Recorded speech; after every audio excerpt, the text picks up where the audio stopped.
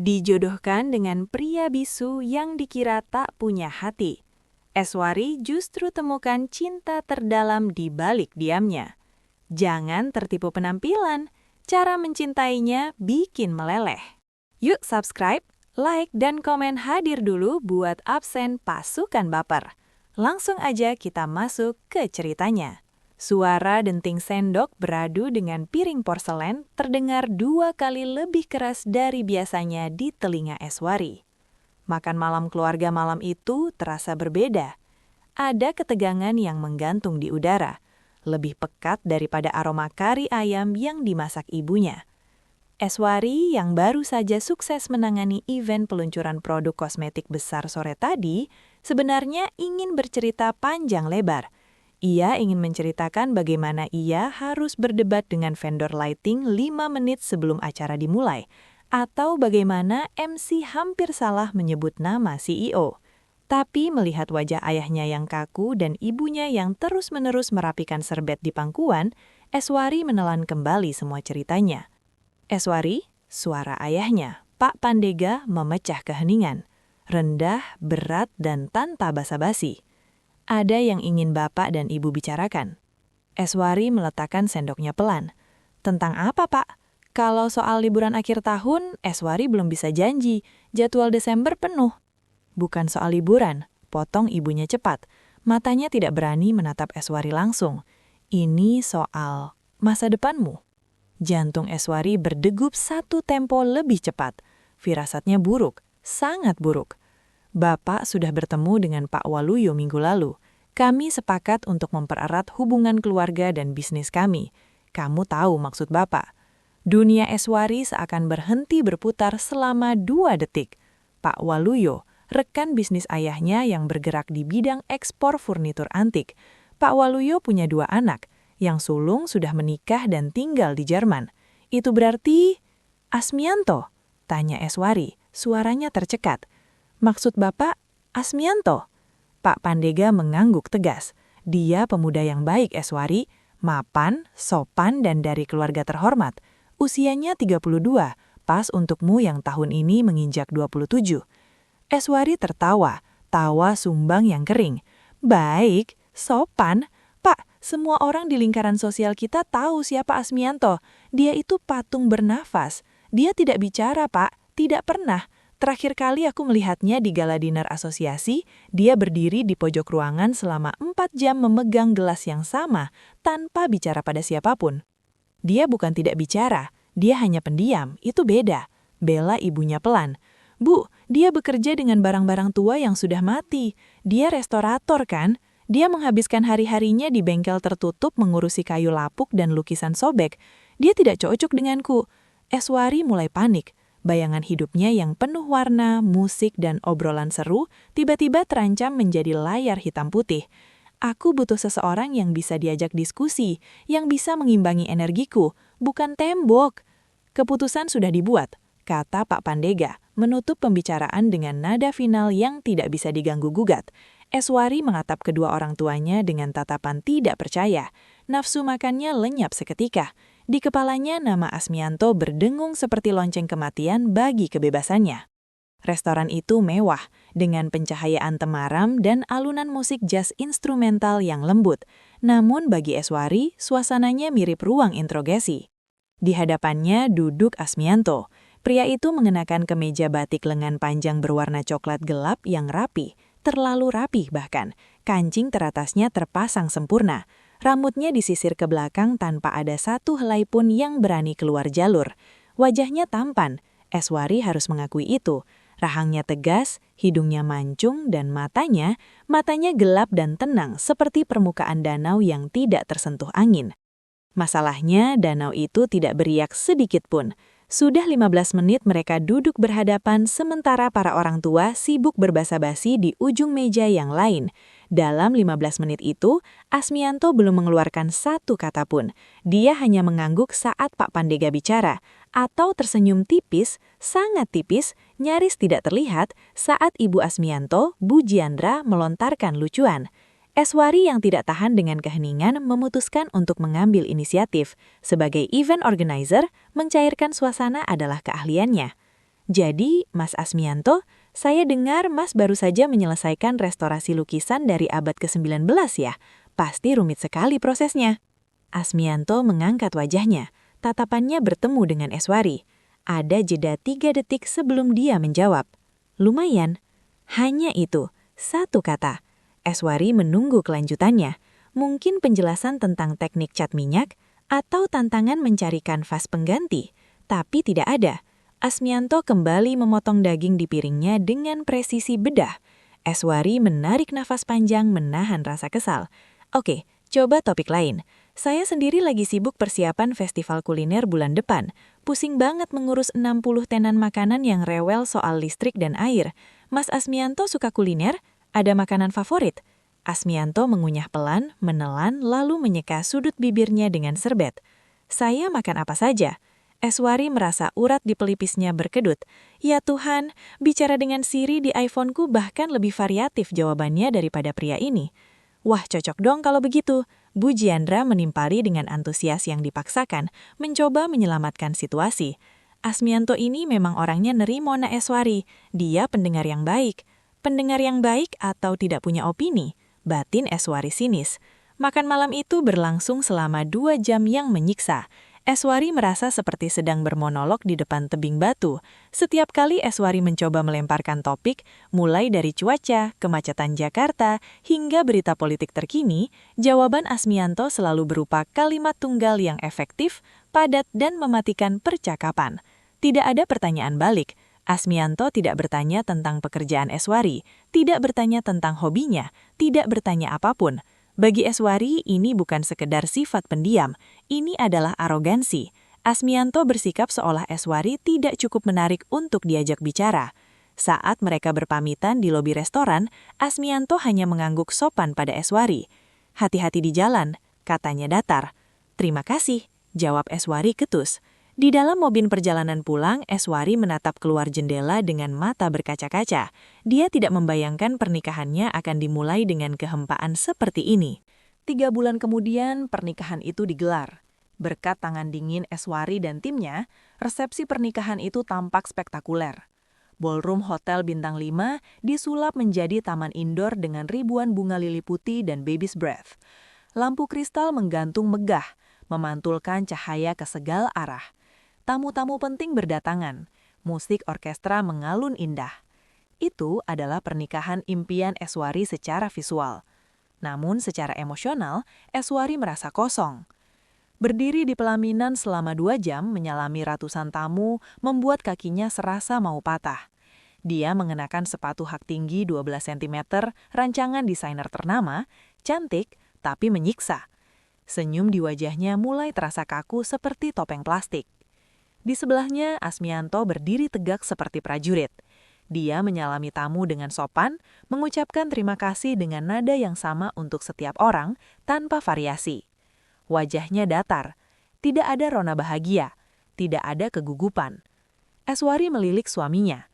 Suami, kata itu terasa asing di lidahnya. Apakah dia tidak lelah? Apakah dia tidak bahagia? Atau dia memang tidak punya perasaan? Saat jeda sesi foto, mereka duduk sebentar di kursi pelaminan. Eswari mendesis pelan, mencoba menggeser posisi kakinya yang berdenyut hebat. Asmianto menoleh. Dia menunduk sedikit, melihat ke arah kaki Eswari yang terbungkus gaun pengantin menjuntai. Kakimu bengkak, kata Asmianto tiba-tiba. Eswari tersentak.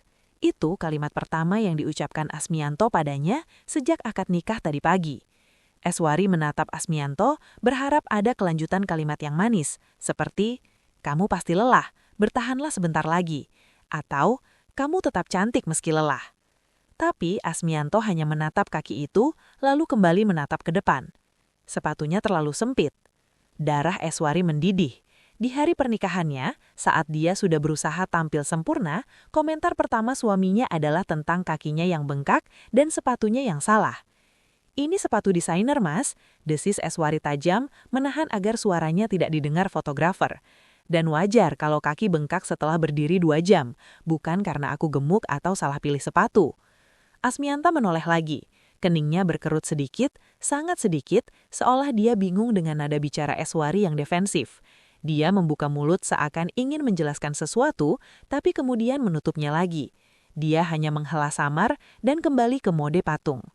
Eswari membuang muka, menahan air mata yang mendesak keluar. Dia bahkan tidak menyangkal. Dia benar-benar menganggapku konyol. Malam itu, Eswari belajar satu hal. Asmianto bukan hanya hemat bicara, tapi juga hemat empati. Atau setidaknya, itulah yang dia simpulkan. Seminggu setelah pernikahan, mereka pindah ke rumah Asmianto. Rumah itu terletak di kawasan yang tenang di pinggiran kota, jauh dari hiruk-pikuk yang biasa Eswari nikmati. Bangunannya bergaya modern tropis, didominasi unsur kayu dan batu alam. Sangat indah, sangat rapi, dan sangat sunyi. Saat Eswari melangkah masuk, dia merasa seperti masuk ke dalam museum bukan rumah tinggal. Tidak ada debu, tidak ada barang yang berserakan. Ruang tamunya memiliki rak buku besar yang menjulang sampai langit-langit, penuh dengan buku-buku tebal tentang sejarah seni dan teknik konservasi. Ini kuncinya. Asmianto menyerahkan satu set kunci pada Eswari di ruang tengah. Terima kasih. Eswari menerimanya canggung. Koper-koper Eswari yang berwarna-warni tampak kontras dan norak di tengah lantai marmer abu-abu rumah itu. Asmianto menunjuk ke sebuah pintu di lantai 2. Itu kamar utama, kamarku. Lalu dia menunjuk pintu lain di seberangnya. Dan itu kamar tamu. Sudah dibersihkan. Sprei baru juga sudah dipasang. Eswari terdiam. Otaknya memproses informasi itu. Tunggu. Maksud Mas, kita bisa kamar. Asmianto menatapnya dengan wajah datarnya yang khas. Saya sering kerja lembur di ruang kerja sampai pagi. Saya juga bangun sangat pagi sebelum subuh. Saya juga kerjanya tidak tentu waktu, sering pulang malam. Supaya kamu bisa istirahat tenang dan tidak terganggu, lebih baik kamu pakai kamar itu. Logikanya logis, sangat logis. Tapi bagi pengantin baru, itu adalah tamparan keras. Supaya aku tidak terganggu, atau supaya Mas yang tidak terganggu oleh keberadaanku? Tembak Eswari. Asmianto terdiam sejenak. Matanya menatap Eswari lurus tamanan. Supaya kamu nyaman, Eswari. Aku istri Mas. Suara Eswari bergetar. Apa wajar kita tidur terpisah di minggu pertama pernikahan? Kita menikah karena perjodohan, jawab Asmianto tenang, tanpa bermaksud menyakiti, hanya menyatakan fakta. Kita butuh penyesuaian. Saya tidak ingin memaksakan privasi saya padamu dan sebaliknya. Eswari merasa dadanya sesat. Dia ingin marah, tapi dia juga gengsi. Jika Asmianto tidak menginginkannya di kamar itu, dia tidak akan mengemis. Oke, kata Eswari dingin. Dia menyambar koper-kopernya. Terima kasih atas pengertiannya, Mas. Aku pasti akan sangat nyaman tidur sendirian.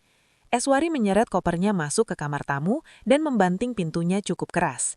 Dia bersandar di balik pintu, merosot ke lantai. Rumah ini besar, tapi rasanya dia sedang dikurung dalam kotak kaca kedap suara. Malam itu, Eswari tidur memeluk guling, mendengarkan suara langkah kaki Asmianto yang samar di lorong, berharap langkah itu berhenti di depan pintunya. Tapi langkah itu berlalu, menuju ruang kerjanya di lantai bawah, dan kemudian hening. 1 bulan hidup bersama Asmianto terasa seperti hidup dengan hantu yang sopan. Rutinitas mereka terbentuk dengan pola yang menyedihkan. Pagi hari, Eswari bangun dan menemukan kopi sudah tersedia di meja makan. Dibuat oleh mesin, bukan Asmianto. Sementara Asmianto sudah menghilang ke bengkel kerjanya di belakang rumah atau pergi menemui klien. Malam hari, mereka makan malam bersama dengan percakapan seminimal mungkin. Masakan Mbak Surti enak? Tanya Eswari. Enak, jawab Asmianto. Besok Mas pulang jam berapa? Biasa. Hanya itu, tidak ada emosi, tidak ada pertukaran energi. Hari itu Eswari pulang dengan kondisi kacau balau. Salah satu klien besarnya, Bu Swasti, membatalkan kontrak sepihak hanya karena rumor tidak berdasar. Eswari kehilangan proyek senilai ratusan juta dan reputasinya tercoreng. Dia butuh seseorang untuk diajak bicara. Dia butuh validasi bahwa dia tidak salah. Dia masuk rumah dengan mata sembab dan bahu merosot. Asmianto sedang duduk di sofa ruang tengah, membaca buku tebal dengan kacamata baca bertengger di hidungnya. Suasana sangat tenang, kontras dengan badai di kepala Eswari. Mas, panggil Eswari. Suaranya serak. Asmianto menurunkan bukunya, menatap Eswari. Dia melihat mata merah istrinya. Kamu sudah pulang. Eswari melempar tasnya ke kursi. Aku hari ini hancur banget, Mas. Klienku, Bu Swasti, tiba-tiba membatalkan kontrak. Dia bilang aku tidak profesional karena stafku telat kirim proposal revisi. Padahal stafku kecelakaan di jalan. Aku sudah jelaskan, tapi dia tidak mau dengar. Dia malah maki-maki aku di depan timku. Eswari mulai menangis lagi saat menceritakannya. Dia menunggu Asmianto berdiri, memeluknya atau setidaknya berkata, "Dasar klien gila, itu bukan salahmu." Tapi Asmianto tetap duduk. Dia menatap Eswari dengan ekspresi berpikir, seolah sedang menganalisis masalah matematika. "Sudah cek kontraknya? Apa ada klausul pembatalan sepihak akibat kelalaian komunikasi?" Eswari ternganga. Air matanya berhenti mengalir karena saking kagetnya. "Apa?" "Kalau ada klausul itu, posisi kamu lemah. Tapi kalau alasan Bu Swasti cuma karena keterlambatan proposal yang sifatnya administratif, kamu bisa ajukan keberatan tertulis. Tidak perlu menangis. Menangis tidak menyelesaikan hukumnya." Sesuatu dalam diri Eswari putus. Benang kesabaran yang selama sebulan ini dia tarik ulur, akhirnya putus total. "Mas," Eswari tertawa tak percaya. "Aku tidak butuh nasihat hukum. Aku butuh suamiku." Asmianto tampak bingung. "Saya sedang memberikan solusi sebagai suami." "Bukan itu solusinya," Eswari berteriak. Suaranya menggema di ruangan yang tinggi itu. "Aku sedih, Mas. Aku sakit hati. Aku cuma butuh kamu bilang sabar ya, atau kasihan sekali kamu. Aku butuh empati, bukan analisis kontrak." Asmianto terdiam. Wajahnya kembali datar, menutup diri dari ledakan emosi Eswari. "Saya pikir kamu butuh jalan keluar konkret." "Aku butuh manusia," Eswari menunjuk dada Asmianto. "Aku tinggal sama siapa sih sebenarnya? Robot? Tembok? Sebulan kita nikah, Mas nggak pernah tanya perasaanku. Mas nggak pernah ketawa, Mas nggak pernah marah. Mas cuma diam, diam, dan diam. Kalau Mas memang tidak suka sama aku, kalau Mas terpaksa nikah sama aku, bilang, jangan perlakukan aku kayak orang asing di rumah ini." Nafas Eswari memburu. Dia sudah mengeluarkan semuanya. Dia menunggu Asmianto meledak balik. Dia menunggu pertengkaran suami istri yang normal. Tapi Asmianto melakukan hal yang paling menyakitkan. Dia menutup bukunya perlahan, dia meletakkan kacamata bacanya di meja. Lalu dia berdiri, wajahnya pucat, tapi ekspresinya tak terbaca. "Maaf kalau saya tidak bisa menjadi seperti yang kamu mau," katanya dengan suara rendah dan datar. "Sebaiknya kamu istirahat, kamu lelah." Lalu Asmianto berbalik dan berjalan menuju pintu belakang, menuju bengkel kerjanya. Dia meninggalkan Eswari yang berdiri gemetar di ruang tengah. Pintu bengkel tertutup pelan. Klik. Keheningan kembali menyelimuti rumah itu, lebih berat dan lebih mencekik dari sebelumnya. Eswari merosot ke lantai, menangis meraung-raung bukan karena pekerjaannya, tapi karena kesepian yang luar biasa di dalam pernikahannya sendiri. Dia merasa benar-benar sendirian. Pagi itu rumah terasa lebih dingin dari biasanya. Setelah pertengkaran hebat semalam, atau lebih tepatnya ledakan emosi sepihak Eswari, Asmianto berangkat kerja sebelum matahari terbit. Tidak ada kopi di meja, tidak ada suara mesin mobil. Dia pergi seperti hantu, meninggalkan Eswari dengan rasa bersalah yang menggantung di udara. Eswari bangun dengan mata bengkak dan kepala berdenyut. Dia memutuskan ambil cuti sakit, beralasan migren pada kantornya, padahal hatinya yang sedang mogok kerja. Rumah besar itu terasa menekan. Saat hendak mengambil air minum di dapur, Eswari menyadari pintu belakang yang biasanya terkunci rapat, kini sedikit terbuka. Itu akses menuju wilayah terlarang. Bengkel kerja Asmianto, bangunan terpisah di halaman belakang yang selama ini tertutup rapat bagi Eswari. Rasa penasaran mengalahkan gengsinya. Dengan langkah pelan, Eswari berjalan melintasi rumput yang masih basah oleh embun dan mendorong pintu kayu ok yang berat itu. Aroma yang menyambutnya bukan aroma apek gudang, melainkan perpaduan aroma kayu cendana, vernis, dan sedikit bau tanah basah yang menenangkan.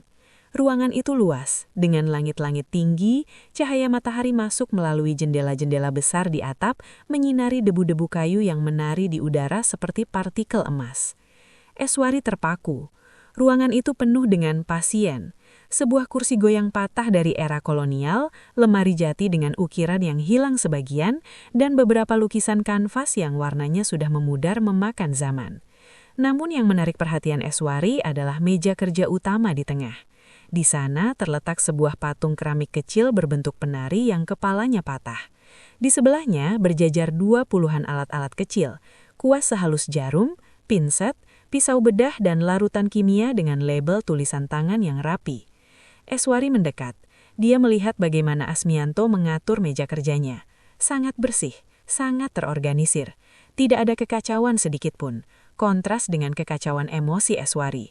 Di sudut meja, Eswari melihat sebuah buku sketsa terbuka. Dia membukanya. Halaman itu penuh dengan gambar anatomi tangan patung penari tersebut, digambar ulang berkali-kali dari berbagai sudut untuk memastikan sambungannya sempurna. Ada catatan kecil di pinggir gambar dengan tulisan tangan Asmianto yang tegak bersambung. Retakannya terlalu rapuh, gunakan perekat resin epoksi lambat kering. Harus sabar, jangan dipaksa. Harus sabar, jangan dipaksa. Kalimat itu seolah menampar Eswari. Dia melihat sekeliling lagi. Di rak dinding berjajar barang-barang yang sudah selesai direstorasi. Sebuah jam duduk antik yang berkilau seolah baru keluar dari pabrik tahun 1920. Sebuah vas bunga yang retakannya disamarkan dengan seni kintsugi, teknik Jepang menggunakan emas, membuatnya justru terlihat lebih indah karena lukanya.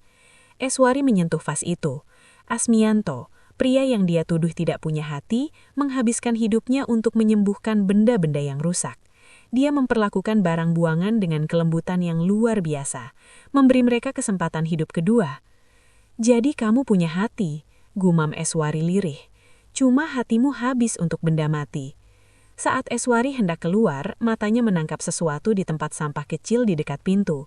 Itu adalah buku yang dibaca Asmianto semalam saat Eswari memarahinya. Eswari memungut buku itu. Judulnya adalah Understanding Emotional Intelligence in Marriage, A Guide for Analytical Minds. Memahami kecerdasan emosional dalam pernikahan, panduan untuk pikiran analitis. Nafas Eswari tercekak. Asmianto tidak sedang membaca buku sejarah atau teknik kayu semalam. Dia sedang belajar. Dia sedang berusaha memahami Eswari dengan caranya sendiri, melalui buku, melalui teori, sebelum Eswari meledak dan menuduhnya tidak peduli. Eswari mendekap buku itu ke dadanya. Rasa bersalah perlahan merayap naik, menggantikan amarahnya. Ternyata, di balik diamnya, Asmianto sedang berjuang keras memahami bahasa yang tidak dia kuasai, perasaan. Karma, pikir Eswari, datang dengan cepat. 2 hari setelah insiden di bengkel kerja, Eswari tumbang. Kombinasi stres pekerjaan, emosi yang naik turun, dan kehujanan saat mengecek lokasi venue outdoor membuatnya terserang demam tinggi. Pukul 7 malam, Eswari menggigil hebat di balik selimut tebal di kamar tamunya. Kepalanya terasa mau pecah, tenggorokannya seperti menelan serpihan kaca. Dia sendirian, ponselnya tergeletak di nakas, tapi dia terlalu lemah untuk menghubungi siapapun. Asmianto belum pulang, dan kalaupun pulang, Eswari ragu pria itu akan peduli. Paling dia hanya akan menyarankan Eswari minum parasetamol sesuai dosis anjuran di kemasan. Pintu depan terdengar dibuka, langkah kaki berat masuk, lalu hening. Eswari memejamkan mata, pasrah. Dia mendengar langkah kaki itu menaiki tangga, bukan menuju kamar utama, tapi berhenti di depan kamar tamu. Pintu terbuka pelan. Eswari, suara Asmianto terdengar kaku. Eswari tidak menjawab, hanya mengerang pelan, meringkuk semakin dalam ke dalam selimut. Dalam hitungan detik, punggung tangan yang dingin menyentuh dahi Eswari. Sentuhan itu mengejutkan. Tangan Asmianto kasar karena kerja kayu, tapi sentuhannya di kulit demam Eswari terasa sangat hati-hati, seolah takut Eswari akan retak seperti keramik kunonya. "Kamu panas sekali," gumamnya. Bukan pertanyaan, tapi pernyataan fakta dengan nada khawatir yang sangat samar. Asmianto menghilang. Eswari berpikir dia pergi tidur. Ternyata dia kembali 5 menit kemudian dengan baskom air hangat, handuk kecil, dan termometer digital. Tanpa banyak bicara, Asmianto menyeripkan termometer ke telinga Eswari. 39,5 derajat, tinggi. Dia memeras handuk, melipatnya rapi, dan meletakkannya di dahi Eswari. Sensasi sejuk itu membuat Eswari mendesah lega. Asmianto duduk di kursi di samping tempat tidur, diam, memperhatikan dada Eswari yang naik turun. 1 jam kemudian, Asmianto kembali lagi membawa nampan. Ada semangkuk bubur dan segelas air. "Makan," katanya singkat. Dia membantu Eswari duduk, menumpuk bantal di punggungnya agar Eswari nyaman bersandar. Eswari mencicipi bubur itu. Rasanya aneh, sedikit gosong, kurang garam, dan teksturnya terlalu kental, lebih mirip lem daripada bubur. Ini jelas bukan buatan Mbak Surti, asisten rumah tangga mereka yang pulang sore. "Kamu masak?" tanya Eswari serak. "Mbak Surti sudah pulang, warung bubur depan tutup," jawab Asmianto datar, seolah membela diri atas rasa buburnya yang kacau. Matanya tidak menatap Eswari, tapi fokus mengaduk sisa bubur di mangkuk. Eswari memaksakan diri menelan bubur hambar itu. Anehnya, rasa hambar itu terasa hangat di perutnya. Ada usaha tulus di balik rasa gosong itu. "Terima kasih."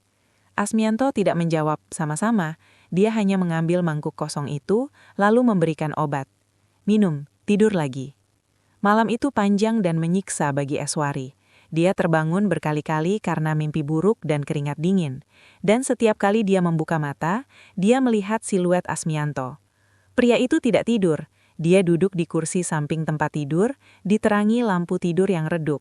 Membaca buku, bukan buku tentang pernikahan kali ini, tapi novel misteri tebal. Setiap kali Eswari mengerang atau handuk di dahinya mulai kering, Asmianto akan meletakkan bukunya, memeras handuk baru, dan menggantinya.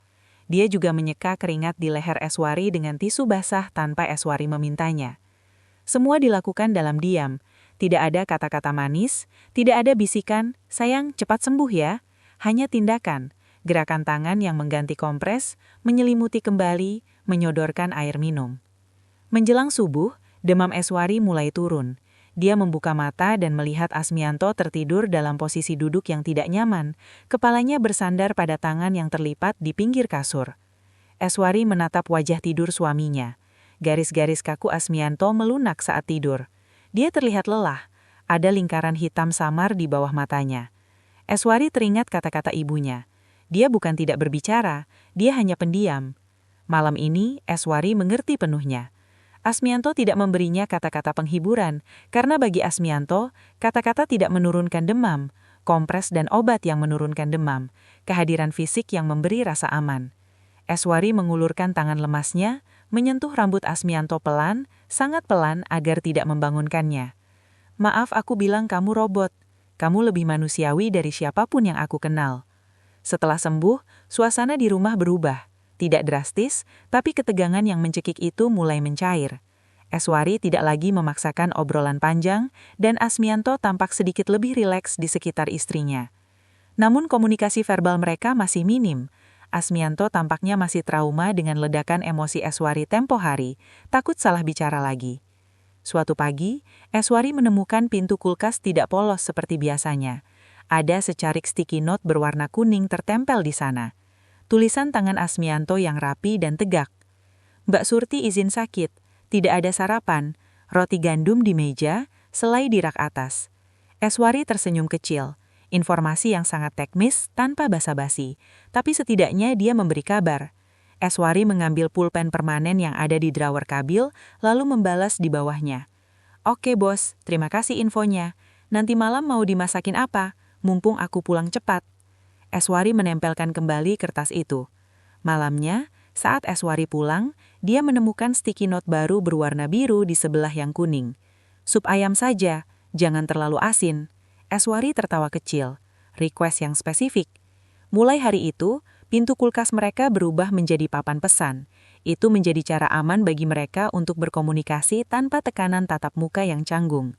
Asmianto, yang kaku secara lisan dan sering bingung memilih kata saat berbicara langsung, ternyata cukup komunikatif lewat tulisan pendek. "Keran wastafel kamar mandi bocor, sudah saya perbaiki, jangan diputar terlalu keras ke kiri." Not hijau. "Siap bos tukang, omong-omong kemeja biru mas sudah di laundry, ada di lemari." Balasan Eswari di not merah muda. "Terima kasih." Not kuning. Suatu hari, hujan turun sangat deras sejak pagi. Badai angin membuat pohon-pohon bergoyang mengerikan. Eswari sedang bersiap-siap lari ke mobilnya ketika dia melihat sticky note tertempel di dashboard mobilnya. Asmianto pasti menempelkannya sebelum dia berangkat kerja buta pagi. "Wiper mobilmu karetnya sudah aus. Kemarin saya ganti baru. Hati-hati, jalanan licin, rem pelan-pelan." Eswari mengusap kertas kecil itu dengan ibu jarinya. Dadanya menghangat. Asmianto memperhatikan hal-hal kecil yang bahkan Eswari sendiri luput dari perhatiannya. Pria itu tidak pernah memuji penampilan Eswari, tidak pernah bilang, "Kamu cantik hari ini." Tapi dia memastikan mobil Eswari aman dikendarai saat hujan badai. Dia memastikan Eswari tidak kelaparan, dia memastikan keran air berfungsi. Ini adalah romansa versi Asmianto, fungsional, protektif, dan sunyi. Eswari mengambil spidol permanen yang ada di laci mobil, lalu menulis di balik kertas not itu, sebelum menyimpannya di tas. "Terima kasih sudah menjagaku." Ujian sesungguhnya datang di akhir bulan. Ada acara syukuran ulang tahun Tante Eswari. Keluarga besar berkumpul. Bagi Eswari, ini adalah medan perang, karena dia tahu mulut pedas kerabat-kerabatnya yang suka membanding-bandingkan kesuksesan. Asmianto, seperti biasa, datang dengan enggan. Dia berpakaian rapi, berdiri di samping Eswari, dan menyalami semua orang dengan anggukan dan senyum tipis. Setelah formalitas selesai, dia menyingkir ke sudut ruangan, memegang gelas sirup, mengamati keramaian seperti CCTV yang pasif. "Duh, kasihan banget kamu, Es." Suara melengking itu datang dari Sada, sepupu Eswari yang paling menyebalkan. Sada datang bersama suaminya yang heboh dan suka pamer jam tangan mahal. Eswari menahan napas, menyiapkan mental. "Kasihan kenapa, Sada?" "Itu loh, suamimu." Sada menunjuk dagunya ke arah Asmianto di pojok. "Dia betah banget ya diam begitu. Nggak bosan apa kamu di rumah? Kalau aku sih bisa gila punya suami yang kayak patung. Nggak ada romantis-romantisnya, nggak bisa diajak party. Laki-laki itu harusnya aktif, Es. Kayak suamiku ini loh, jadi pusat perhatian." Beberapa sepupu lain tertawa kecil, membenarkan. "Iya, Es, dulu kan kamu paling anti sama cowok kaku. Kok sekarang malah dapat yang super kaku? Apa karena bisnis bapakmu lagi butuh suntikan dana?" Sindir tante yang lain dengan kejam. Wajah Eswari memanas, hatinya perih. Dia ingin membela Asmianto, ingin berteriak bahwa Asmianto lah yang merawatnya saat sakit, Asmianto yang memperbaiki wiper mobilnya di tengah malam. Tapi lidahnya keluh. Rasa malu karena dikasihani keluarga sendiri membuatnya terdiam. Matanya mulai berkaca-kaca. Tiba-tiba, sebuah tangan terulur melewati bahu Eswari. Asmianto muncul di belakangnya. Dia tidak menatap Sada atau tante-tante yang nyinyir itu. Tatapannya lurus ke piring kosong yang dipegang Eswari. "Sate ayamnya sudah matang," kata Asmianto dengan suara bariton yang tenang, namun cukup keras dan berat untuk memotong tawa mereka seketika. "Bagian daging saja, tanpa kulit. Bumbu kacangnya dipisah, seperti yang kamu suka." Asmianto meletakkan piring berisi sate yang sudah dia siapkan dengan spesifikasi perfect untuk Eswari. Tidak ada kulit, bumbu di pinggir, persis seperti kebiasaan makan Eswari yang rewel. Lalu dengan gerakan alami yang mengejutkan semua orang, dia mengambil gelas minuman Eswari yang sudah kosong dari tangannya. "Saya ambilkan minum lagi. Jeruk hangat kan? AC di sini terlalu dingin buat kamu. Kamu baru sembuh demam." Lanjutnya. Sada terdiam, mulutnya sedikit terbuka. Suami Sada bahkan tidak tahu kalau Sada alergi udang, tapi Asmianto tahu detail sekecil itu tentang Eswari. Sebelum Eswari sempat bereaksi, Asmianto menatap Sada sekilas. Tatapan itu dingin, datar, tapi tajam setajam pisau bedah. Bukan tatapan marah yang meledak-ledak, tapi tatapan intimidasi tenang yang mengatakan, "Aku tahu apa yang kamu lakukan, dan itu tidak berkelas." Sada langsung salah tingkah dan pura-pura sibuk dengan ponselnya. Tante-tante yang lain terdiam canggung, pura-pura melihat dekorasi. Asmianto kembali menatap Eswari. Kali ini tatapannya melembut drastis. Tangannya yang bebas meraih tangan Eswari yang gemetar di samping tubuh, lalu menggenggamnya erat, hangat, menguatkan. "Ayo duduk di sana," ajak Asmianto pelan menarik Eswari menjauh dari kerumunan racun itu. Saat mereka berdua duduk di teras belakang, jauh dari yang lain, Eswari menatap suaminya tak percaya. "Kamu dengar omongan Sada tadi?" bisik Eswari. Asmianto memotong satenya dengan tenang. "Dengar, suara dia frekuensinya tinggi, sulit untuk tidak didengar." Eswari tertawa kecil, setengah menangis. "Kenapa kamu nggak marah?" Marah menghabiskan energi untuk orang yang tidak penting, jawab Asmianto santai. Dia menyodorkan potongan sate ke mulut Eswari. Makan, kamu belum makan dari siang karena sibuk dandan. Eswari menerima suapan itu. Air mata menetes satu di pipinya. Di tengah keramaian pesta yang bising dan penuh kepalsuan, Eswari merasa berada di dalam gelembung hening yang aman bersama Asmianto. Pria ini tidak perlu berteriak untuk membelanya. Dia membelanya dengan melayaninya seperti ratu di depan orang-orang yang meremehkannya. Dia membuktikan bahwa dia memperhatikan Eswari lebih dari siapapun. Hubungan mereka memasuki fase baru yang lebih nyaman pasca kejadian dengan Sada. Eswari mulai belajar menikmati keheningan. Dia bisa duduk di sofa membaca majalah, sementara Asmianto bekerja dengan laptopnya di meja makan, tanpa perlu mengisi udara dengan suara. Companionable silence istilahnya. Hari Minggu itu, Eswari memutuskan untuk mencoba resep kue baru, cinnamon rolls. Dia ingin memberi sekijutan untuk Asmianto yang suka roti, sekaligus ingin membuktikan dia bisa menjadi istri yang domestik. Tapi Eswari adalah bencana di dapur. Dapurnya berantakan, tepung berterbangan di lantai, adonan menempel di rambutnya, dan oven berbunyi timernya terlalu cepat. Aduh, sial! Pekik Eswari saat mencoba mengeluarkan loyang panas. Dia lupa memakai sarung tangan di tangan kirinya karena panik mencium bau hangus. Refleks dia menarik tangannya kepanasan dan loyang itu meluncur jatuh. Prang! Loyang jatuh, cinnamon rolls yang setengah gosong dan bantat menggelinding ke lantai marmer, dan Eswari yang kaget mencoba melompat balik tapi malah terpeleset tumpahan tepung. Gedebuk! Eswari jatuh duduk dengan posisi konyol, dikelilingi roti gosong dengan wajah penuh tepung putih seperti badut. Asmianto muncul di pintu dapur, terkejut mendengar keributan itu. Dia mengenakan kaos santai dan celana pendek, rambutnya sedikit berantakan. Matanya membelalak melihat kekacauan di dapurnya yang biasanya steril dan suci. Eswari meringis, siap mendengar omelan tentang kebersihan atau betapa cerobohnya dia. Dia sudah menutup mata, menunggu teguran. Jangan bilang apa-apa, Mas. Aku tahu ini bencana. Aku cuma mau bikin roti, tapi rotinya memilih bunuh diri. Asmianto menatap Eswari. Dia menatap roti yang menggelinding sampai ke kakinya. Lalu dia menatap wajah Eswari yang cemong tepung putih dengan ekspresi pasrah. Bahu Asmianto mulai berguncang. Awalnya Eswari kira dia marah sampai gemetar. Tapi kemudian suara itu keluar. Itu suara tawa. Tawa yang lepas, renyah dan dalam. Asmianto tertawa.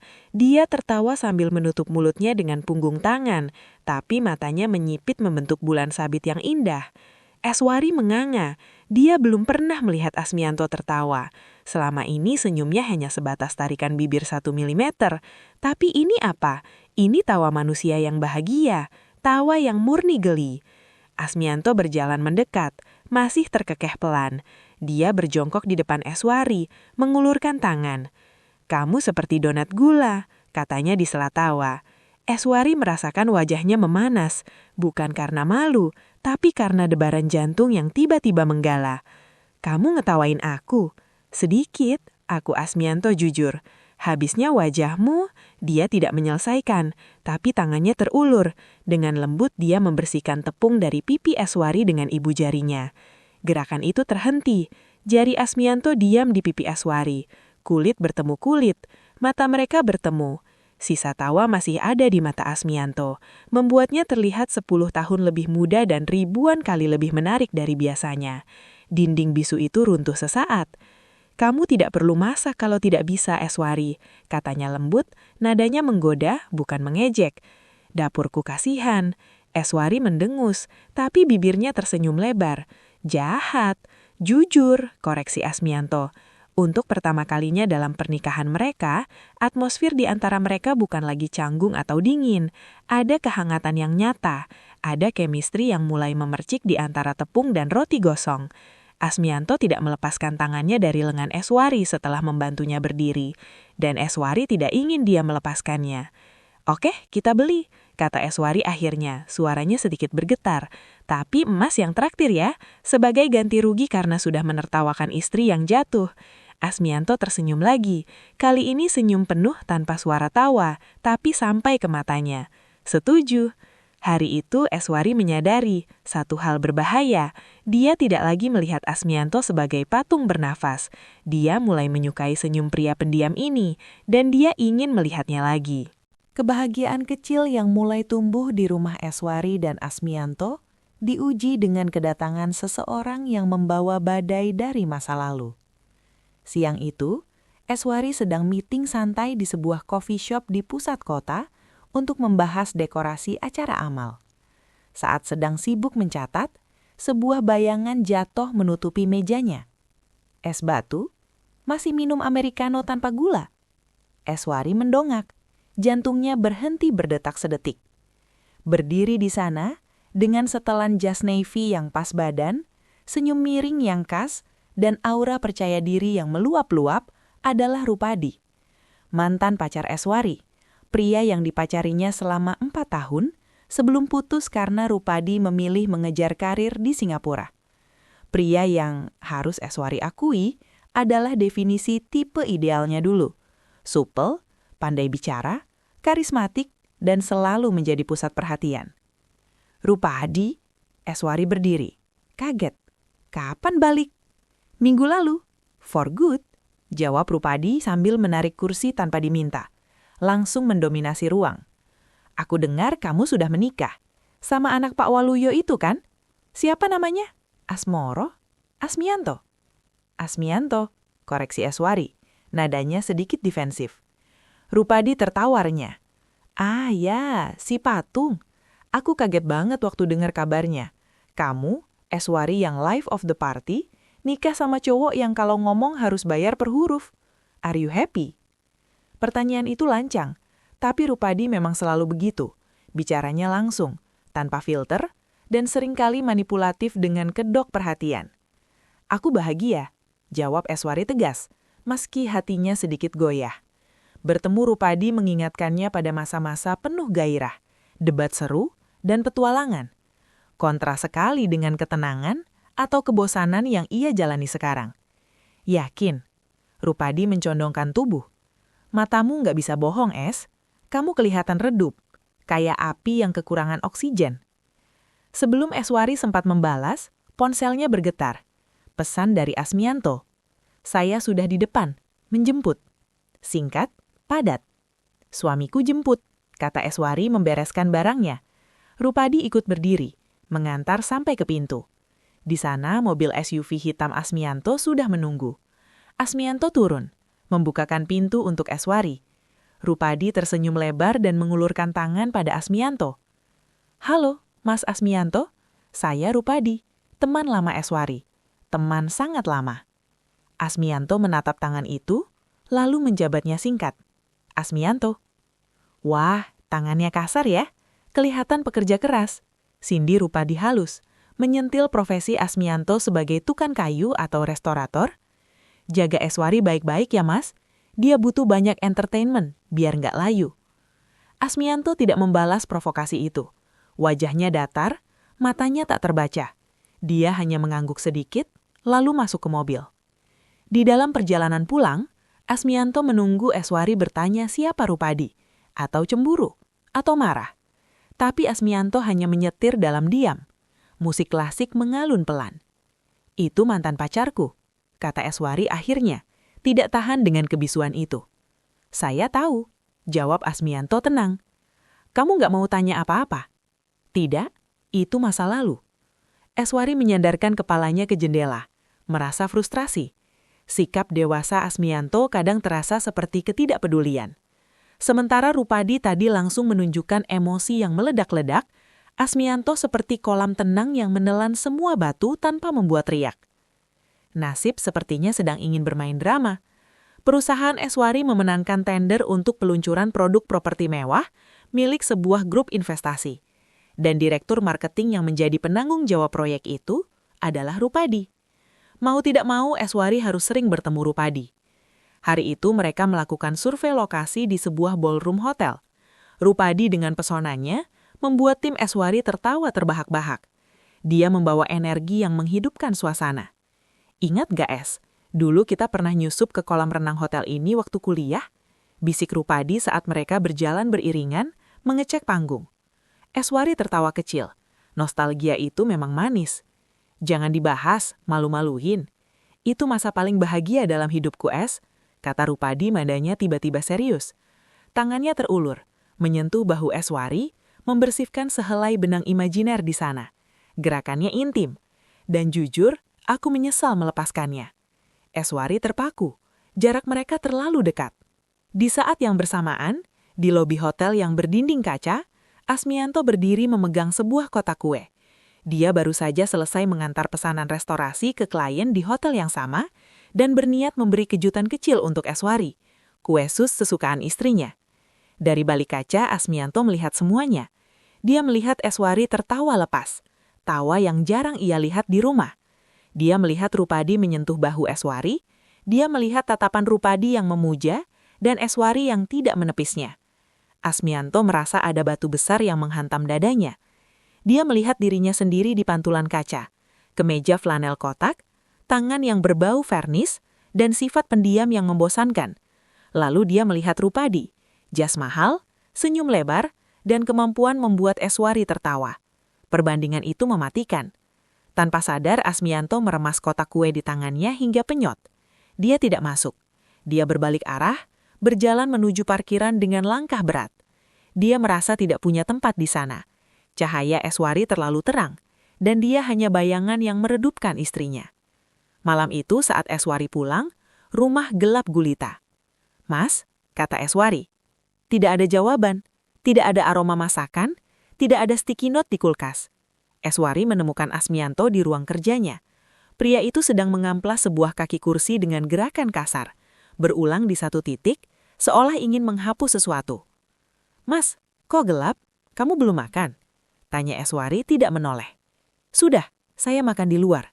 Suaranya dingin, lebih dingin dari es.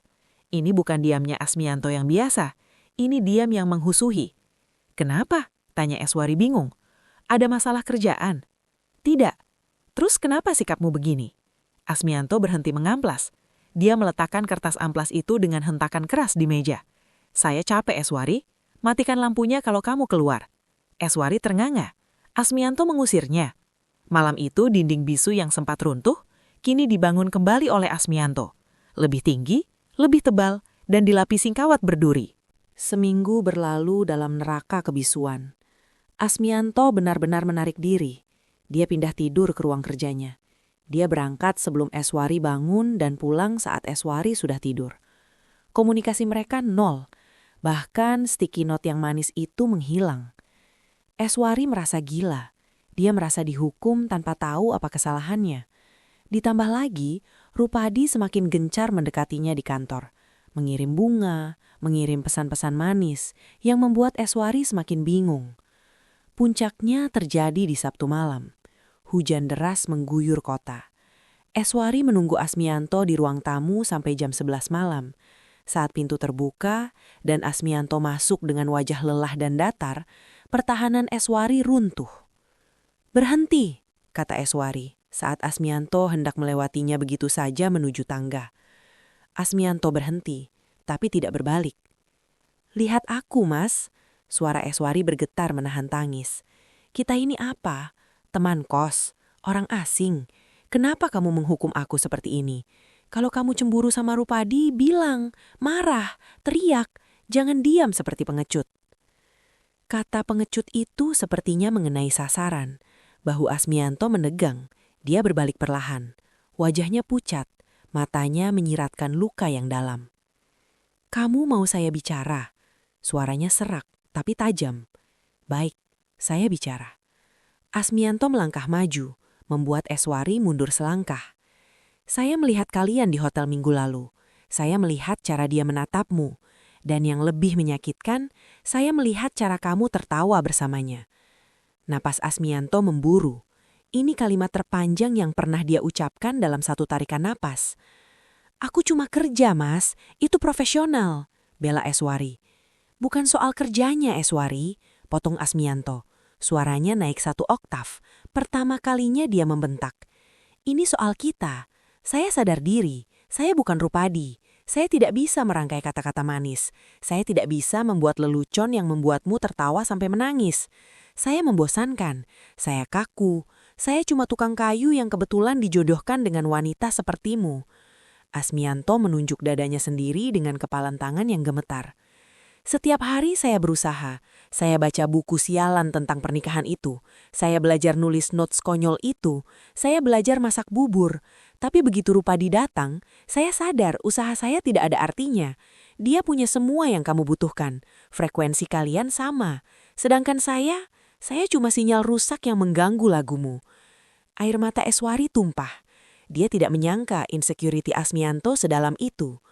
Mas, saya mundur Eswari. Suara Asmianto melemah, kembali datar namun penuh keputusasaan. Kalau kamu memang lebih bahagia dengan dia, saya tidak akan menahanmu. Kamu berhak mendapatkan seseorang yang satu frekuensi denganmu, bukan dinding bisu seperti saya. Asmianto berbalik dan berjalan cepat menaiki tangga. Pintu kamarnya tertutup, kunci diputar. Eswari jatuh terduduk di sofa, menangis terseduh-seduh.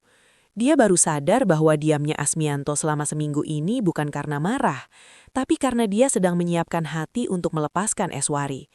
Pria bodoh itu berpikir dia melakukan hal yang mulia dengan mundur. Keesokan harinya, Asmianto tidak ada di rumah. Mobilnya pun tidak ada. Eswari yang matanya bengkak memutuskan untuk mencari jawaban. Dia tidak bisa membiarkan pernikahan ini hancur hanya karena kesalahpahaman dan rasa rendah diri suaminya. Dia pergi ke galeri atau bengkel utama milik Asmianto di pusat kota. Di sana dia bertemu Bandi, asisten kepercayaan Asmianto. Mbak Eswari, Bandi kaget melihat istri bosnya datang dengan wajah kusut. Cari Mas Asmianto. Dia nggak kesini hari ini, katanya mau menyepi ke villa bapak di puncak. Eswari menghela nafas kasar, melarikan diri lagi. Mbak, Bandi tampak ragu. Lalu dia mempersilahkan Eswari duduk. Maaf kalau saya lancang, tapi Mas Asmianto kelihatan kacau banget seminggu ini. Kalian ada masalah? Eswari mengangguk lemah. Dia pikir aku lebih bahagia sama orang lain, Bandi. Dia pikir dia nggak cukup baik buat aku. Bandi tertawa kecil, tawa miris. Dia berdiri, mengambil amplop besar dari laci kerja Asmianto dan menyerahkannya kepada Eswari. Mbak tahu ini apa? Eswari membuka amplop itu. Isinya adalah surat undangan dan tiket pesawat ke Belanda. Tanggalnya bulan lalu. Undangan menjadi kepala tim restorasi di sebuah museum ternama di Amsterdam. Impian terbesar setiap restorator. Mas Asmianto menolak ini, Mak, kata Bandi pelan. Ini kesempatan sekali seumur hidup.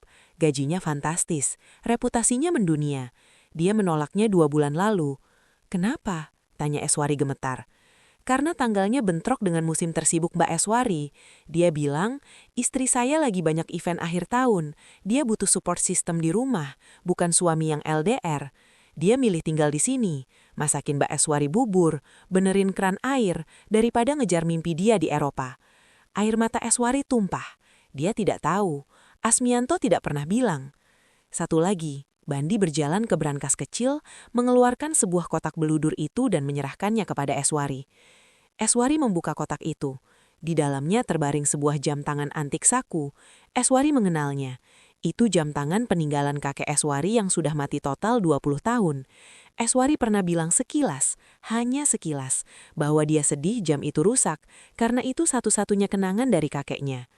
Jam itu kini berdetak halus, emasnya berkilau. Kaca retaknya sudah diganti dengan yang baru. Mas Asmianto ngerjain ini tiap malam, Mbak. Spare partnya susah dicari, harus impor dari Jerman. Dia begadang berbulan-bulan cuma buat dengar jam ini berdetak lagi. Katanya ini kado buat ulang tahun pernikahan kalian bulan depan. Bandi menatap Eswari tulus. Dia mungkin gak banyak bicara, Mbak, tapi saya belum pernah melihat dia seserius ini sama orang lain. Dia mengorbankan impiannya dan waktunya buat Mbak. Eswari memegang jam itu erat-erat. Suara detak jam itu seirama dengan detak jantungnya yang nyeri.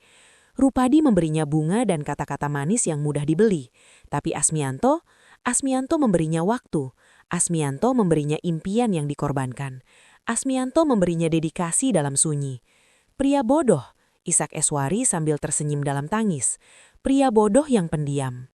Eswari keluar dari galeri dengan tekad yang menyala. Dia tahu apa yang harus dia lakukan. Dia harus mengejar suaminya.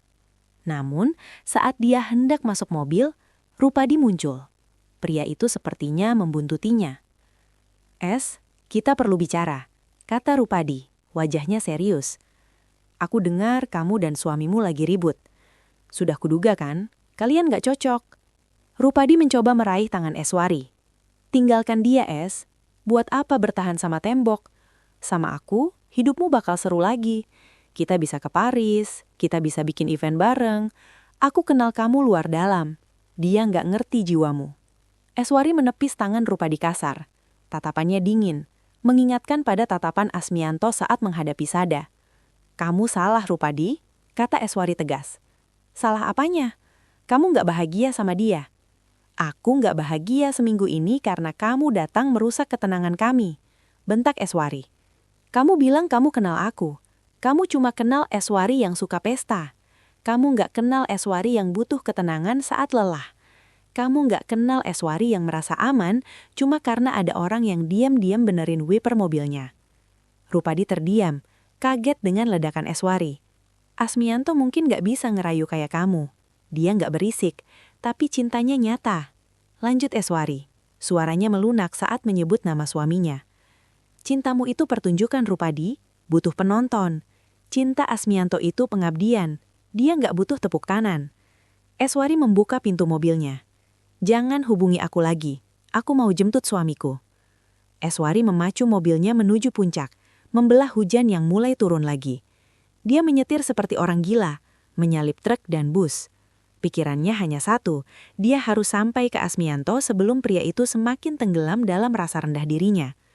2 jam kemudian, Eswari sampai di villa tua milik keluarga Asmianto, bangunan kayu yang terpencil di tengah kebun teh.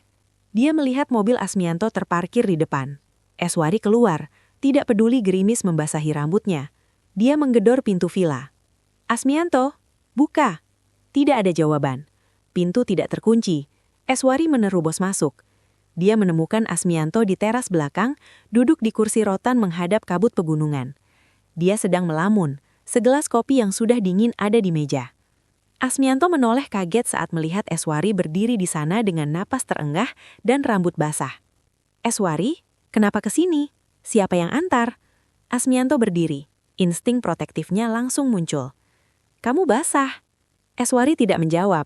Dia berjalan cepat melintasi teras dan menubruk tubuh Asmianto, memeluknya erat-erat. Dia membenamkan wajahnya di dada bidang suaminya yang hangat. Asmianto kaku, tangannya menggantung di udara. "Eswari?"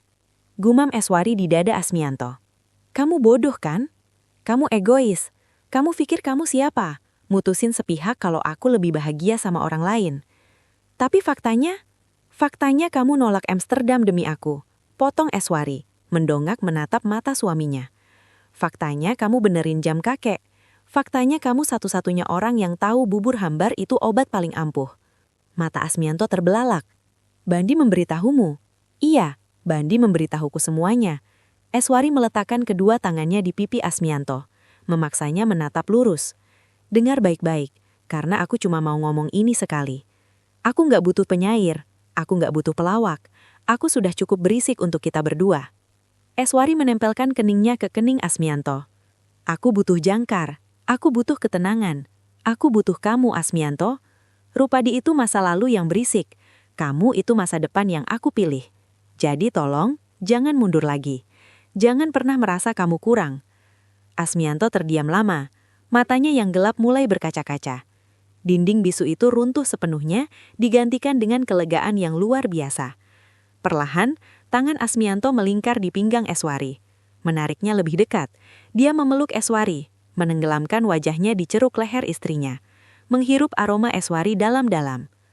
"Maaf," bisik Asmianto. Suaranya bergetar. "Jangan diulangi," kata Eswari tegas, tapi tangannya mengelus punggung Asmianto lembut. Di tengah kabut puncak yang dingin, kehangatan menyelimuti mereka. Tidak ada lagi kesalahpahaman, tidak ada lagi rasa rendah diri. Asmianto tahu, dia tidak perlu menjadi orang lain untuk dicintai. Dia hanya perlu menjadi dirinya sendiri, rumah yang tenang untuk Eswari pulang. Perjalanan turun dari puncak terasa berbeda.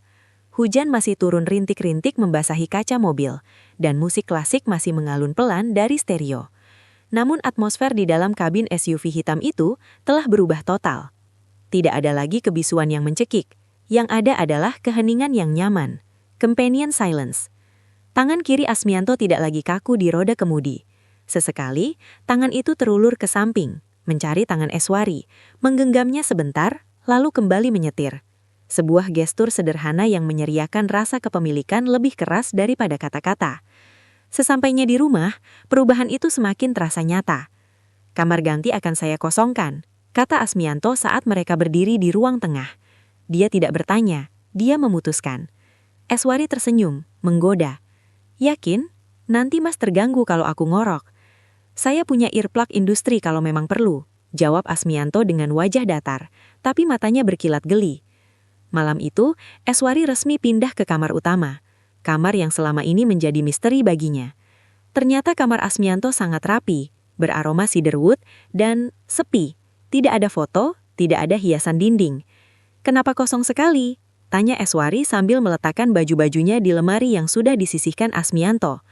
"Supaya pikiran istirahat," jawab Asmianto. Dia duduk di tepi ranjang, memperhatikan Eswari yang mondar-mandir menata barang. "Tapi sekarang sudah tidak kosong, ada barang-barangmu yang warna-warni." Eswari menoleh, memegang sebuah dress merah menyala. "Mas keberatan?" Asmianto menggeleng pelan. "Tidak, ruangan ini butuh hidup." Perubahan tidak terjadi secara drastis dalam satu malam. Asmianto tidak tiba-tiba cerewet. Dia tetaplah pria yang irit bicara. Namun Eswari belajar membaca bahasanya. Eswari belajar bahwa ketika Asmianto mengetuk jari telunjuknya di meja makan, itu artinya dia sedang cemas memikirkan proyek. Eswari belajar bahwa jika Asmianto menyeduhkan teh melati untuknya di sore hari tanpa diminta, itu artinya Asmianto sedang berkata, "Aku memikirkanmu." Sebaliknya, Asmianto juga belajar beradaptasi. Dia mulai mendengarkan cerita Eswari tentang pekerjaannya tanpa terlihat bosan, atau setidaknya dia berusaha. Dia mulai bertanya, "Bagaimana harimu?" setiap makan malam dan mendengarkan jawabannya dengan sungguh-sungguh. Mereka menemukan ritme baru. Eswari adalah melodi yang riang, dan Asmianto adalah bass yang tenang menjaga tempo. Dua suara yang berbeda, namun kini harmonis dalam satu lagu. 2 bulan kemudian, Eswari berdiri di tengah aula galeri seni bergengsi di Jakarta Pusat, memegang walkie-talkie.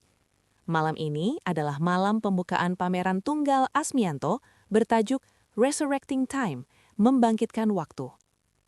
Ini adalah proyek kolaborasi pertama mereka, Asmianto sebagai seniman dan Eswari sebagai penyelenggara. Awalnya, Asmianto menolak ide pameran ini. "Saya tidak suka keramaian, Eswari. Biarkan karya saya bicara di katalog saja." Tapi Eswari bersikeras. "Dunia perlu melihat prosesmu, Mas, bukan cuma hasilnya. Orang perlu tahu betapa rumitnya menyatukan serpihan sejarah." Dan Eswari benar. Malam ini, galeri penuh sesak. Kolektor seni, pejabat, hingga sosialita datang. Eswari telah menyulap galeri itu menjadi ruang yang intim namun megah. Pencahayaan diatur sedemikian rupa sehingga fokus utama jatuh pada detail-detail restorasi karya Asmianto. Di sudut ruangan, Asmianto berdiri kaku dalam balutan jas hitam formal. Dia tampak ingin kabur. Eswari menghampirinya, menyelipkan tangannya ke lengan Asmianto. "Bernafas, Mas." "Terlalu banyak orang," bisik Asmianto. "Mereka melihat saya seperti melihat hewan sirkus." "Mereka melihatmu sebagai jenius, Mas. Lihat itu." Eswari menunjuk sekelompok kurator museum yang sedang berdiskusi seru di depan sebuah lemari VOC yang direstorasi Asmianto. "Mereka kagum, kamu yang menghidupkan kembali kayu mati itu." Asmianto menatap istrinya. Lampu sorot galeri memantul di mata Eswari yang berbinar bangga. Rasa gugupnya perlahan surut. "Terima kasih sudah mengatur semua ini," kata Asmianto tulus. "Saya tidak mungkin bisa melakukannya sendiri." "Itulah gunanya istri," Eswari merapikan dasi Asmianto. "Aku urus manusianya, kamu urus seninya. Fair deal?" "Fair deal." Malam itu berjalan sukses besar. Asmianto, dengan dukungan Eswari di sisinya, berhasil melewati sesi tanya-jawab dengan cukup baik. Dia menjawab pertanyaan teknis dengan brilian, membuat para kritikus mengangguk kagum. Eswari melihat bagaimana mata orang-orang berubah dari yang tadinya meremehkan si pendiam menjadi segan pada sang ahli. Di tengah pesta, Eswari melihat ke arah pintu masuk. Tidak ada Rupadi. Pria itu menepati janjinya untuk menjauh, atau mungkin malu karena Eswari memblokir semua aksesnya. Siapapun itu, Eswari tidak peduli. Masa lalunya sudah tertutup pintu, dan masa depannya sedang berdiri di sampingnya, memegang gelas air mineral dengan canggung tapi menawan. Kesuksesan pameran membawa Asmianto ke lingkaran sosial yang lebih tinggi, dan tentu saja mengundang iri hati. Dalam sebuah jamuan makan malam asosiasi pengusaha, Eswari dan Asmianto duduk satu meja dengan Pak Brata, seorang pengusaha furnitur modern yang dikenal arogan dan selalu mengagung-agungkan teknologi mesin. Sepanjang makan malam, Pak Brata terus menyindir metode kerja Asmianto yang dianggap kuno dan lambat. Zaman sekarang itu era kecepatan, Mas Asmianto. Buat apa menghabiskan waktu 3 bulan untuk memperbaiki satu kursi reot? Dengan mesin CNC pabrik saya bisa bikin 1000 kursi baru dalam seminggu. Lebih murah, lebih presisi. Restorasi itu, ya, hobi orang kurang kerjaan yang romantis, bukan bisnis. Beberapa orang di meja itu tertawa sopan, tapi Eswari merasa darahnya mendidih. Dia hendak membuka mulut untuk membalas, tapi tangan Asmianto di bawah meja menahan lututnya.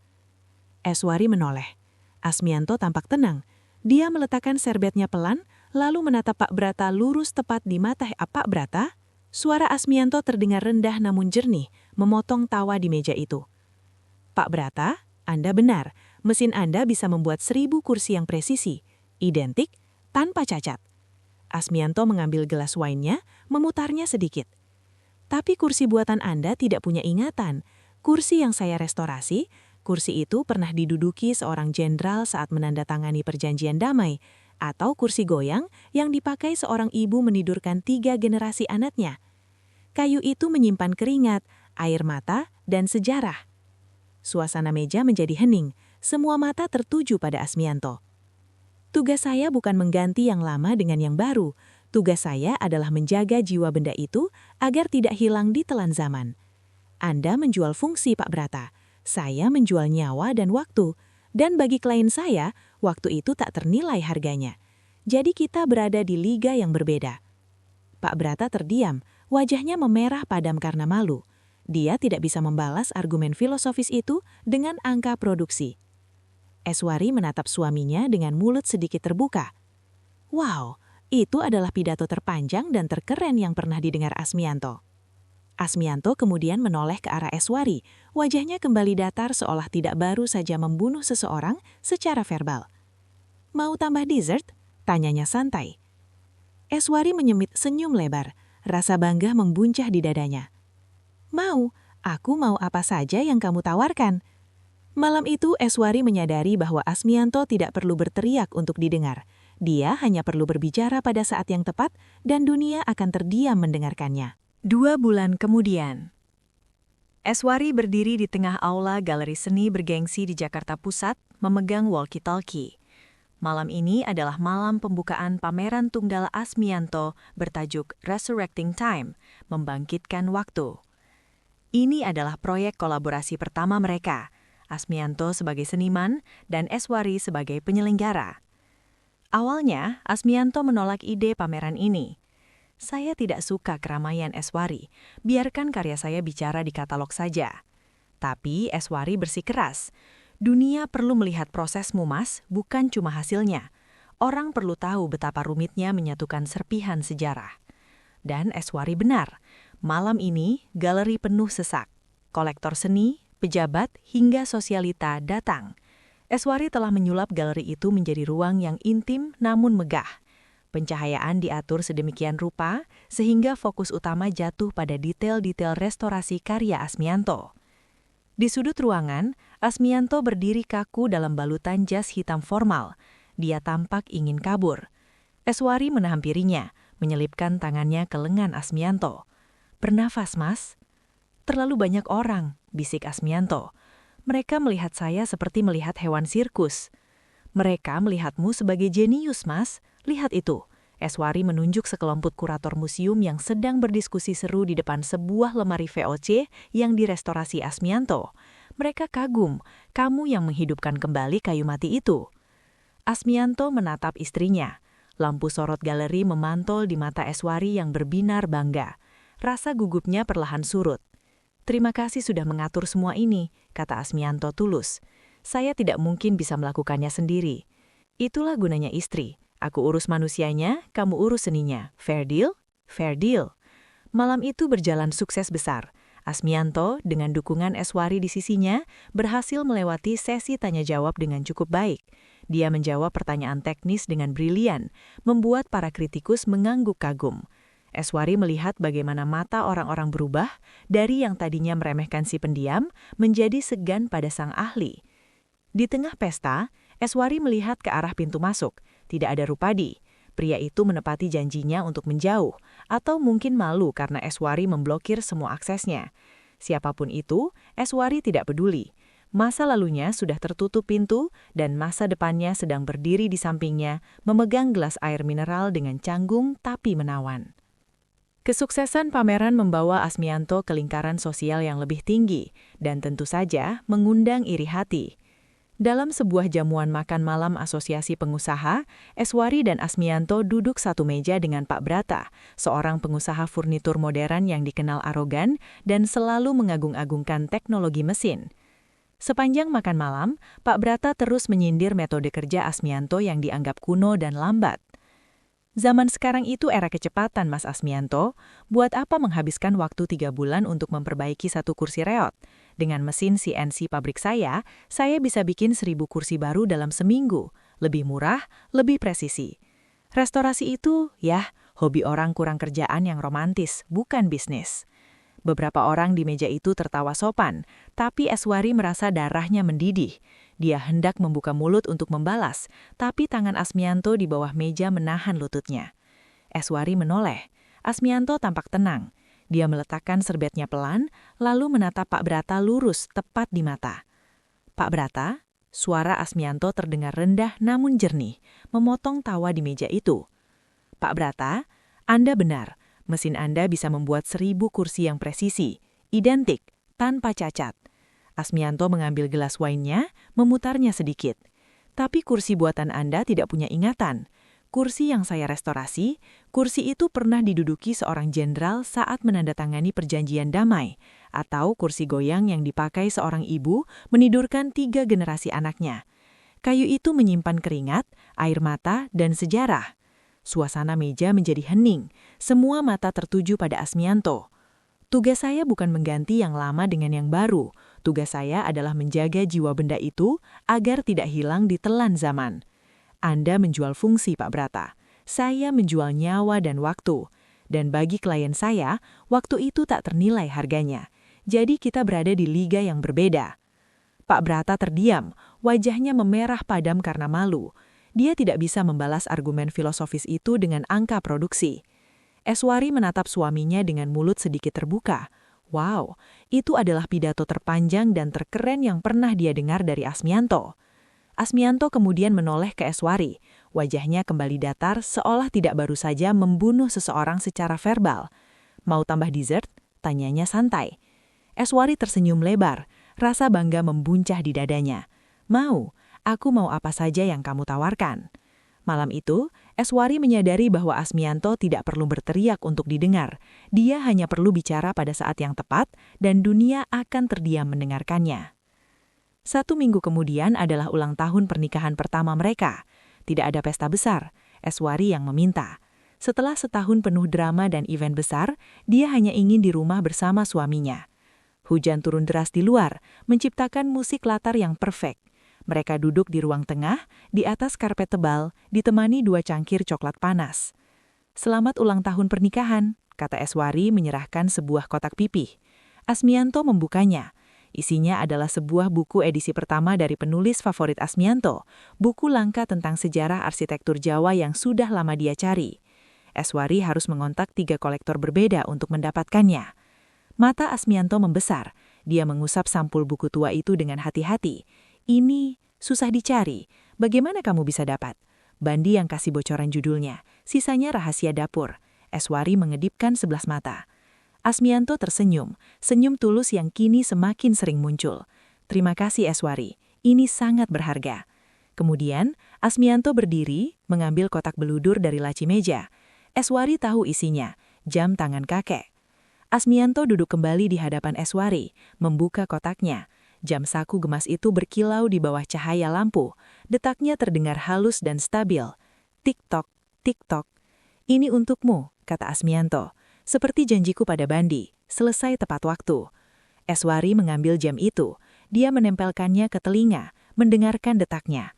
Air matanya menetes pelan. Jam ini simbol hidupnya yang dulu rusak yang kini telah diperbaiki oleh ketelatenan Asmianto. Mas, Eswari meletakkan jam itu, lalu menggenggam kedua tangan suaminya. Terima kasih sudah tidak menyerah sama aku. Terima kasih sudah memperbaiki aku. Asmianto menatap Eswari lekat-lekat.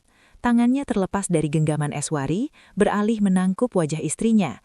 Ibu jarinya mengusap air mata di pipi Eswari. Suasana menjadi hening, tapi kali ini penuh dengan muatan emosi yang padat. Eswari, bisik Asmianto. Iya? Asmianto menarik nafas dalam.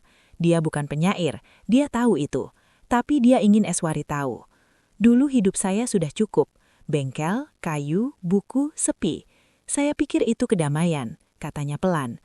Tapi setelah kamu datang, saya sadar, itu bukan kedamaian, itu kesepian. Jantung Eswari berdegup kencang. Kamu berisik, kamu sering matikan lampu, kamu kalau tidur memakan tempat. Lanjut Asmianto jujur, membuat Eswari tertawa kecil di sela tangisnya. Tapi suara langkah kakimu adalah suara favorit saya sekarang.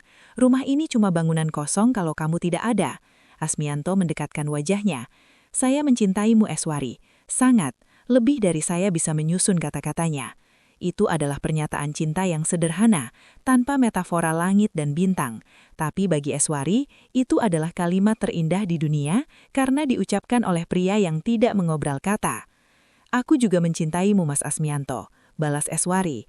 Asmianto mencium kening Eswari lama, lalu turun ke bibirnya. Ciuman itu lembut, hati-hati, dan penuh rasa syukur.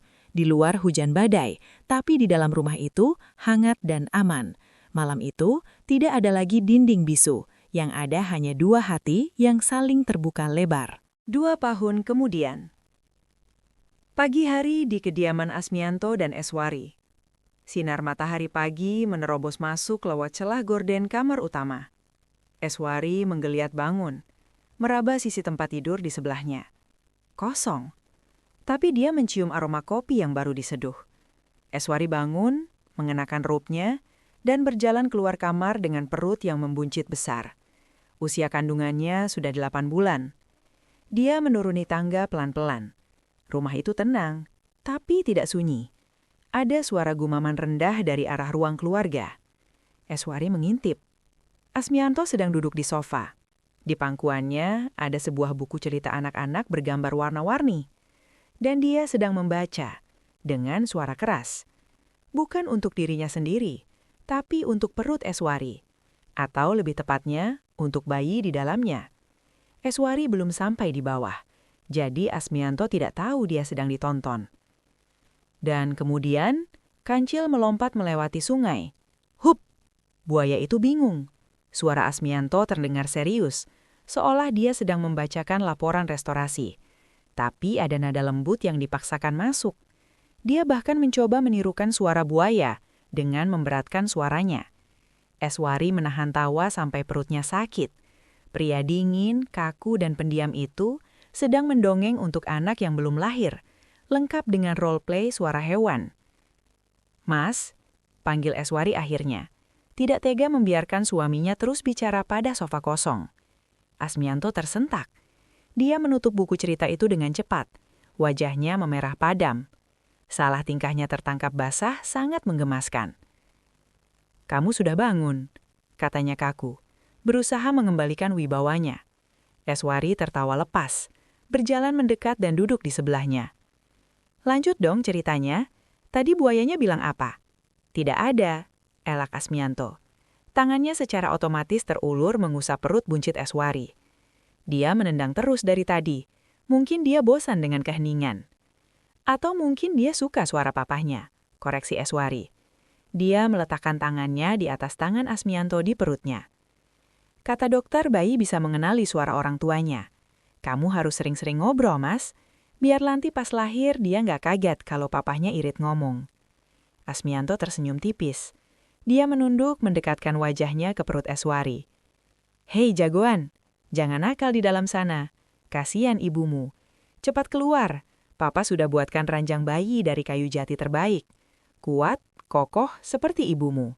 Eswari mengusap rambut suaminya dengan sayang. Dulu Eswari takut pada kesunyian Asmianto. Dia pikir diam itu kosong. Dia pikir diam itu tanda tak cinta. Tapi sekarang dia mengerti. Asmianto seperti buku tebal dengan sampul polos. Isinya kaya, mendalam dan penuh kejutan. Tapi hanya terbuka bagi mereka yang sabar membacanya halaman demi halaman. Semua orang salah menilainya. Mereka melihat dinding bisu. Tapi Eswari menemukan istana di balik dinding itu. "Mas," panggil Eswari. Asmianto mendongak. "Aku bahagia." Asmianto mengecup punggung tangan Eswari. "Saya juga." Dan di pagi yang cerah itu, tidak perlu ada kata-kata lagi. Tatapan mereka sudah mengatakan segalanya. Cerita mereka dimulai dengan kesalahpahaman, berjalan dalam diam dan berakhir dengan harmoni yang paling manis. Tamat. Nah, itu tadi kisah Eswari dan Asmianto. Ternyata benar ya, kadang cinta yang paling tulus itu nggak kedengaran di telinga, tapi kerasa banget di hati. Sekarang saya mau tantang kalian untuk jujur. Kalau kalian ada di posisi Eswari, kalian pilih tipe yang mana? Tim A, pasangan yang jago ngomong manis dan seru kayak Rupadi, atau tim B, pasangan yang pendiam tapi act of service-nya juara kayak Asmianto? Ketik tim A atau tim B di kolom komentar beserta alasannya. Jangan lupa like video ini kalau kalian suka happy ending. Dan sampai jumpa di cerita selanjutnya.